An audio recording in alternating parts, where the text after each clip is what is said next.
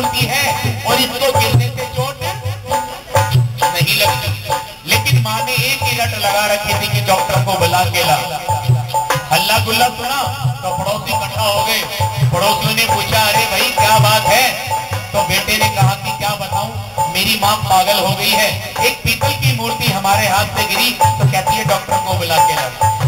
पड़ोसियों ने कहा, अरे भाई मोहल्ले में बहुत सारे डॉक्टर हैं, किसी भी डॉक्टर को पकड़ लाओ। तो उस लड़के ने कहा, आप भी कैसी बेवकूफों वाली बात कर रहे हैं? अगर मैं किसी डॉक्टर के पास गया वो मेरी तो हंसी उड़ाएगा, साथ में मेरी माँ की भी बदनामी होगी। आप लोग ये नहीं सोच रहे। एक बड़े समझदार आदमी भीड़ में खड़े थे। उन्होंने कहा, बेटा क्यों झमेला करता है? मोहल्ला में बहुत सारे डॉक्टर हैं, किसी भी डॉक्टर को पकड़ ला और उसको झूठ झूठ बोलती हो कि तेरी माँ को थोड़ा समझा दे। हर किसी डॉक्टर के पास गया लेकिन कोई भी ये केस लेने को तैयार ही नहीं। एक डॉक्टर को बड़ी मुश्किल से राजी किया कि डॉक्टर साहब एक बार मेरे घर चले चलो, मैं तुम्हें दुगनी तिगनी चौगनी फीस दूंगा। एक बार मेरे घर चलो और मेरी माँ से सिर्फ ये कह देना कि तेरा लाल बिल्कुल ठीक है, तो मेरी माँ को भी तसल्ली हो जाएगी, मैं भी आराम से काम कर सकूंगा। डॉक्टर भी लालच में आ गया, अपना ब्रीफकेस उठाया और उसके घर को चला गया। दोनों हाथ ऊपर। जैसे ही दहली के अंदर कदम रखा, डॉक्टर ने क्या कहा?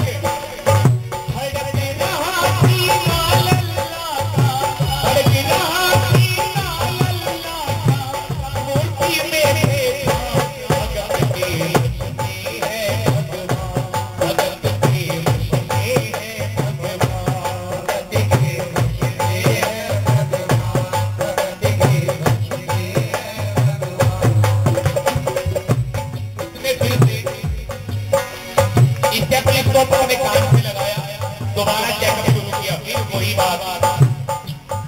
उसको एक ज्ञान हुआ तो उस बुढ़िया माई को कहने लगा कि भैया तूने मुझे अपने घर पर बुलाकर जो मुझ पर एहसान किया है वह एहसान में सारी जिंदगी नहीं उतार सकता, लेकिन तू अपने बहू बेटे को दोष मत देना कि उन्होंने जानबूझ के मूर्ति को गिराया।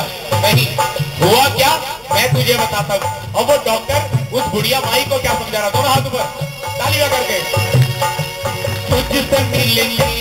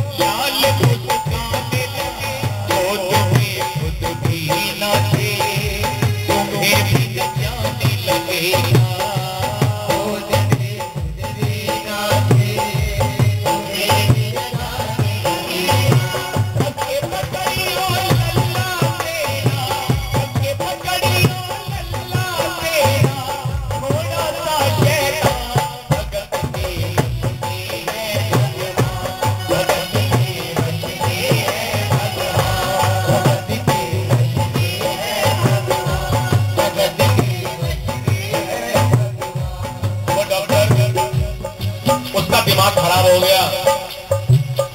अब वो अपना ब्रीफकेस अपना स्टेथोस्कोप वहीं छोड़ के जाने लगा।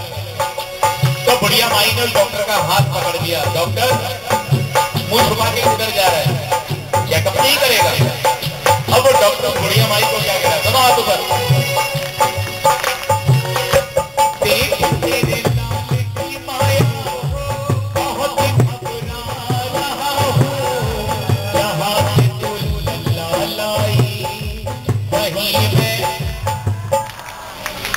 वहीं में वो कहां जा रहा था, चलो हम भी चलते, दोनों हाथ ऊपर, जहां से तू लल्ला लाई वहीं में जा रहा हूं, जहां से तू लल्ला लाई वहीं में जा रहा हूं, लाल तेरे जुग जुग जिए बड़ा एहसान किया है, आज से सारा जीवन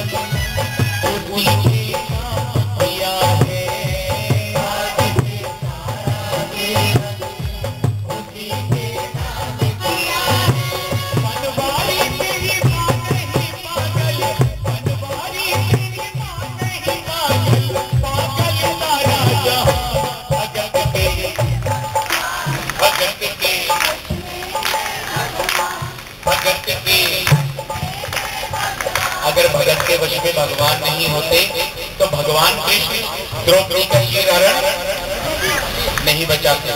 भगत के वश में अगर भगवान नहीं होते तो भगवान कृष्ण गरीब ग्वालों के साथ गैया नहीं चराते। अगर भगत के वश में